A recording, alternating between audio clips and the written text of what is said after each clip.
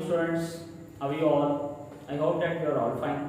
Welcome to my YouTube channel, The Hope 706. Please subscribe the channel and click the bell icon so that you can watch my next video.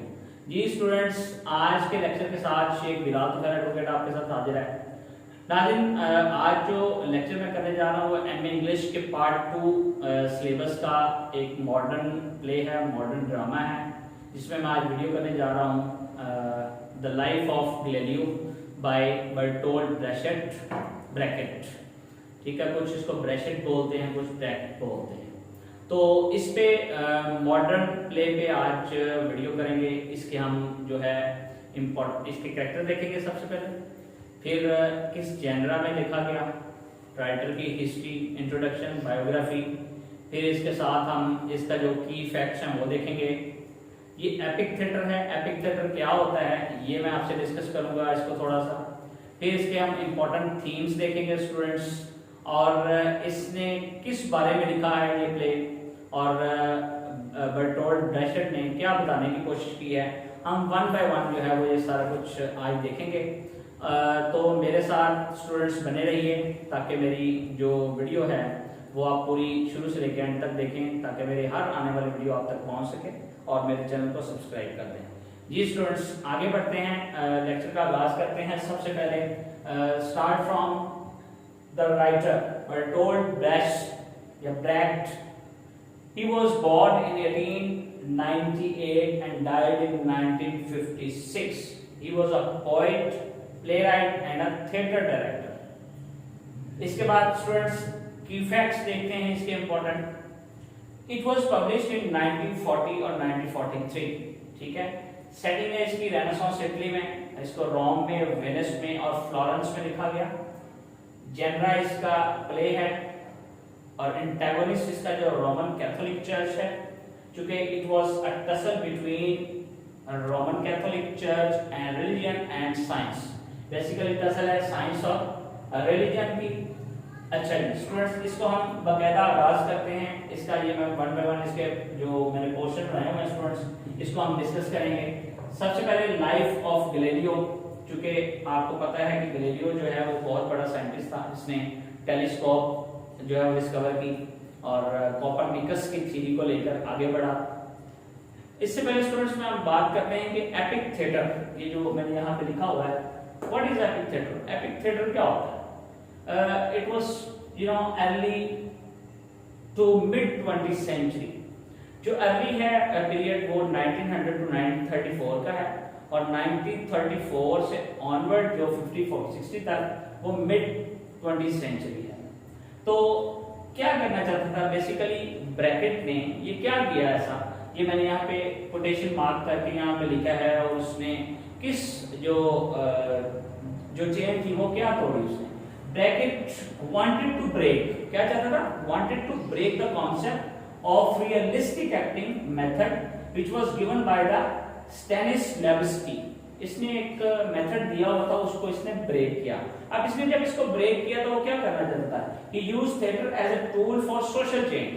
He wanted to change, ठीक है, social change लाना चाहता था, इसलिए इसने epic theatre का इस्तेमाल किया। एपिक थिएटर के अंदर जो मेन इसका फीचर है वो एलिनेशन है students.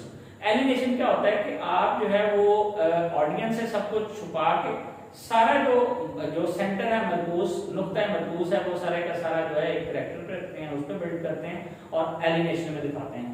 Epic theatre is also known as the theatre of alienation. Alienation पे इसने काम किया, और उस वक्त जो है इस चीज की जरूरत थी।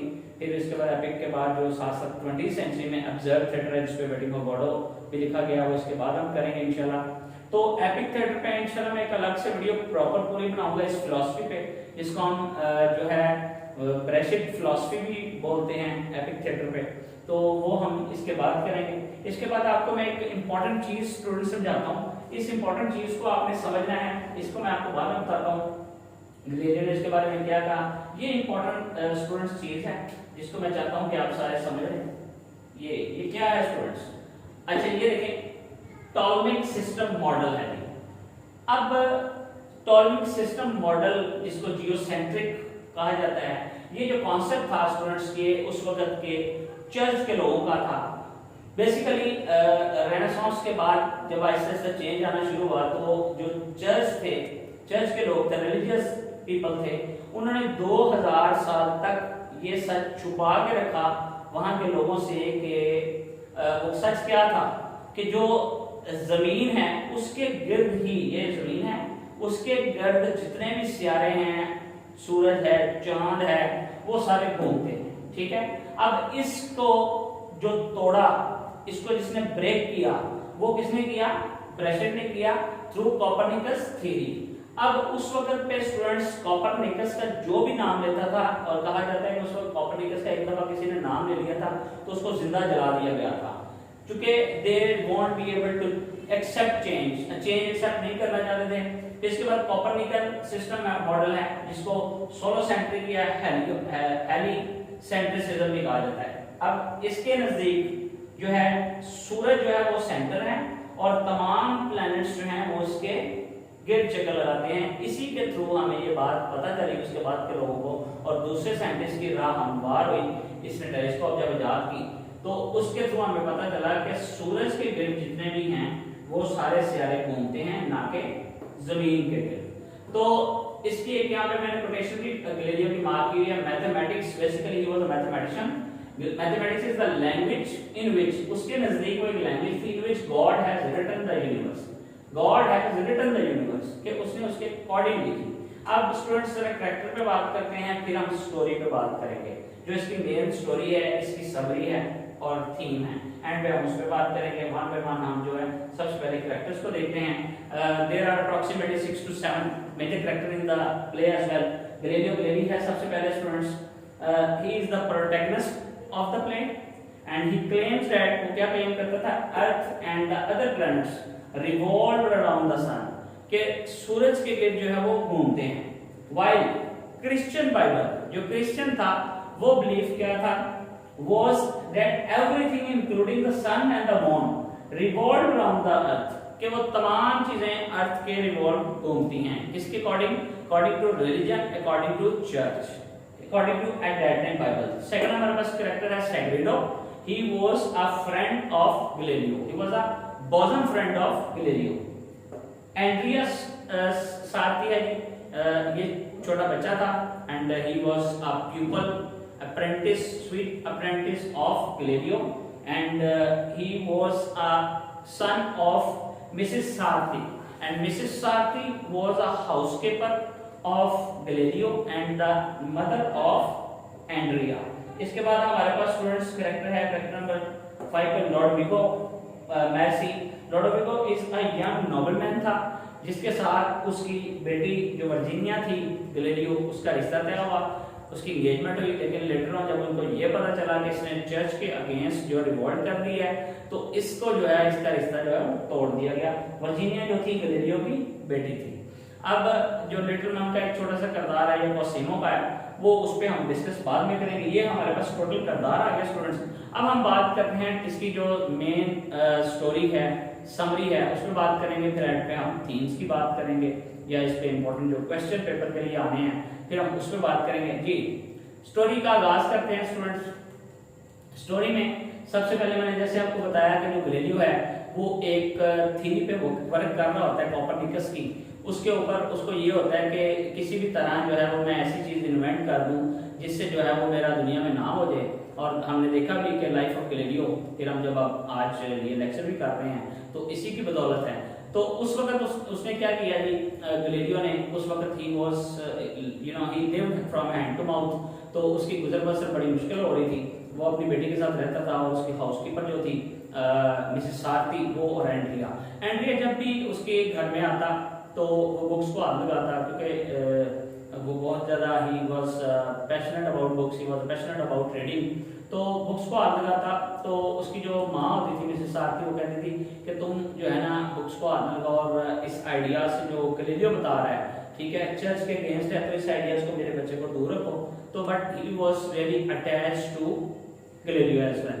तो आहिस्ता आहिस्ता ये इसका गुजर बसर बड़ी मुश्किल होता है। तो इसका जो सुपरवाइजर होता है यूनिवर्सिटी का, उसको इसने कहा होता है कि मेरी जो तनख्वाह है उसमें इजाफा किया जाए क्योंकि मेरा गुजर बसर बड़ी मुश्किल हो रहा है।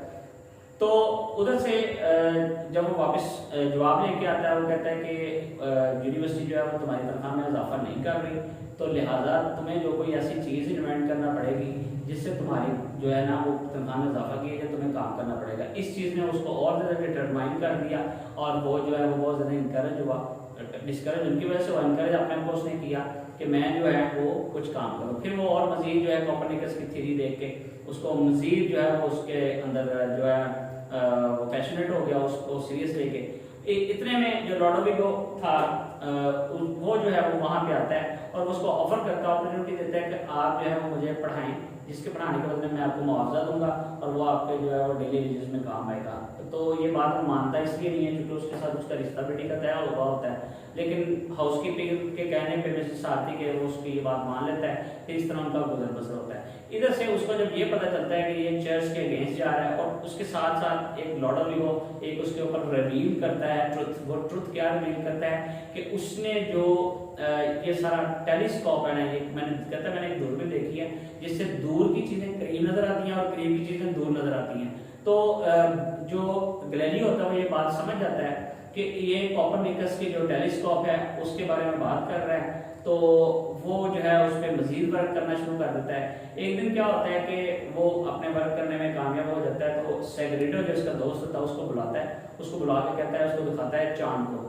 तो चांद को जब दिखाता है उसको कि चांद जो है वो करीब नजर आता है और चांद को देखने के बाद सेक्रेटरी ये बात पर पहुंचता है कि चांद की अपनी कोई रोशनी है, चांद जो है वो सूरज से रोशनी ले रहा है। ठीक है, तो ये बात जो है यहाँ पे जो दूसरी हमारे पास कोपरनिकस सिस्टम मॉडल है ये बात सच होती है।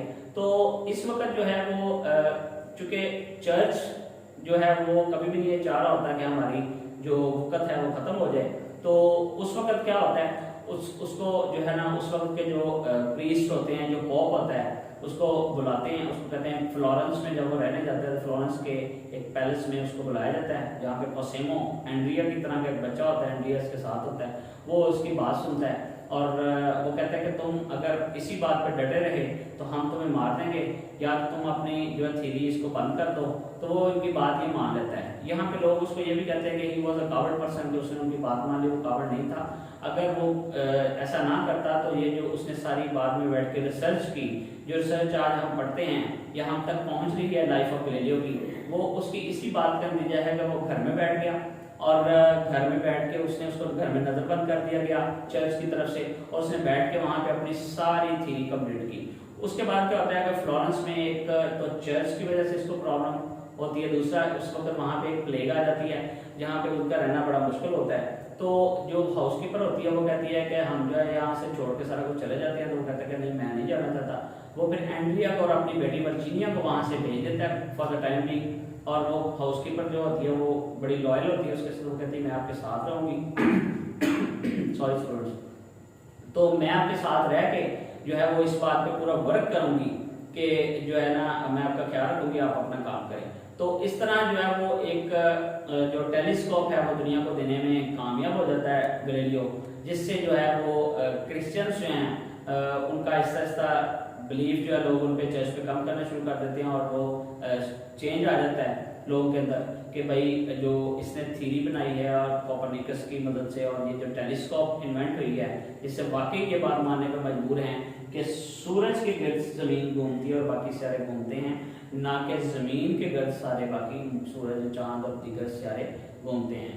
तो ये बहुत ही स्टूडेंट्स मुश्किल काम होता है, स्पेशली क्योंकि आपने देखा होगा कि मजहब जो है वो कुछ जो चंद लोग हैं उन्होंने मिलकर जो है कभी भी तरक्की जो है वो नहीं होने दी और तरक्की की राह में हमेशा जो है वो भाग रहे हैं कि किसी भी तरह हमारी बात मान लीजिए। और ये दुनिया के हर मुल्क में ऐसा होता है, अकेला हमारे मुल्क में या वहाँ पे नहीं हुआ।